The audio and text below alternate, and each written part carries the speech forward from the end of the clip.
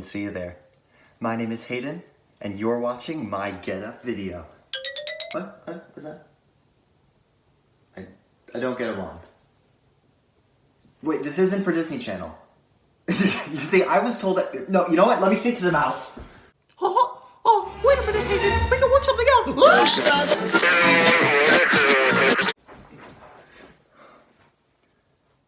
Sorry about that. Now, my talent is a little weird. In fact, I've already demonstrated it. You see, I have a lot of voices in my head.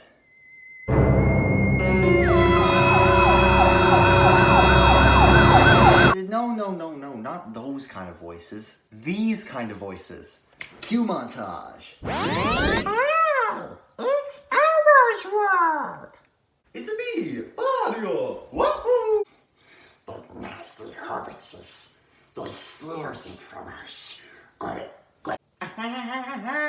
Oh, we'll see you there, because nothing bad ever happens to the Kennedys. Get to the chopper. Okay, that one might have been a bit disturbing, but it's a great party trick.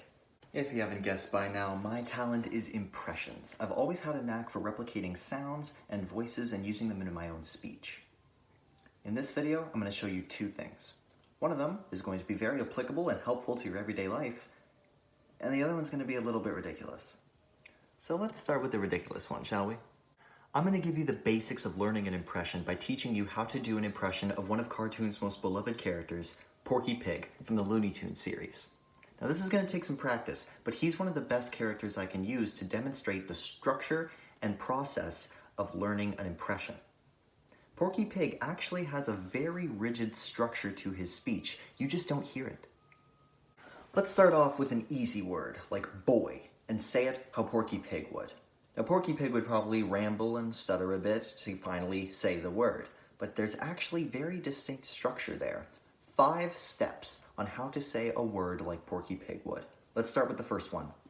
Step 1, just say eh. Eh. A, you didn't do it. Come on, say it with me. Eh.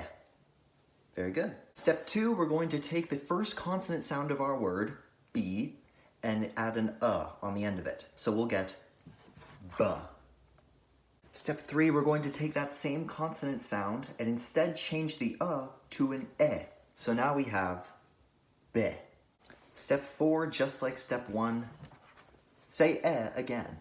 And step 5, you finally toiled enough, you can say the full word boy. If we put all of those steps together, we get a sequence that sounds like this. I, b, I, boy. Now that sounds kind of weird, but let's take it a bit faster. I, b, boy. I, b, boy. I, b, boy. Wait a minute. That kind of sounded like him, didn't it? You try it. I, b, boy. Pro tip, you want to put a little emphasis on the middle of the sound. B. Sort of like punching it with your voice. I, b, boy. Adds a little flavor. And this works for literally any word. I, b, boy. It's a chair. A desk. You could say practically any word with this method. Once we got that down, we can focus on Porky's vocal quality. Porky's a cartoon character. He's not going to sound the same as you or me. So we need to physicalize that difference. Porky's a pig.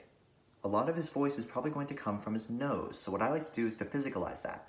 I'm going to wrinkle my nose, and I'm going to try and put all of my energy into shooting my voice through my nostrils. It's going to sound really weird. I'm going to have a weird face when I'm doing it, but this is how you get his voice. Now, we have a high-pitched, nasally, nerdy kind of voice.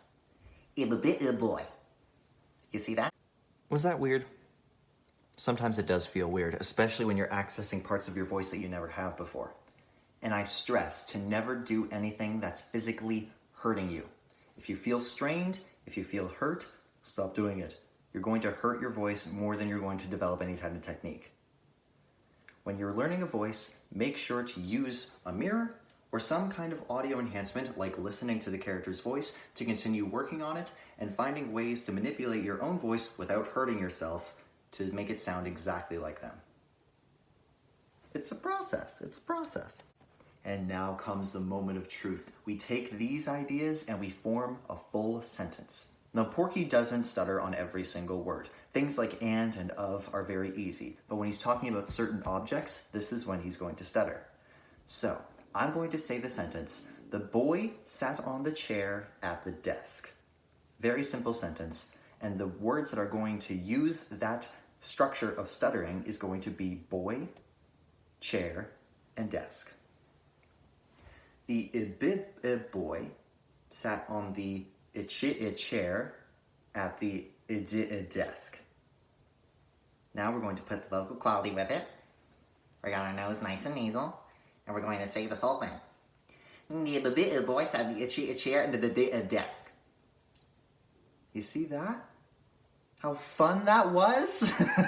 And things like that are very, very, very hard to do, which is why celebrated voice actors like Bob Bergen, who is the current voice of Porky Pig, have pretty good job security.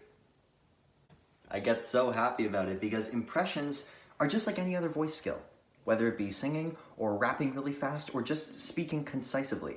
It takes practice, and there'll eventually be an aha moment where you've got it right where you want it. Well, I hope you had fun with that, but now is the time for me to take it in a bit more applicable, a bit more general direction. Something that we all have to do once in a while.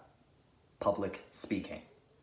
I know, I hear your screams. There is a huge stigma around the fear and panic that comes with speaking in front of an audience, but I'm hoping that I can give you some helpful tips and tricks that will make you not only less afraid to speak out, but be a more concise speaker. Number 1.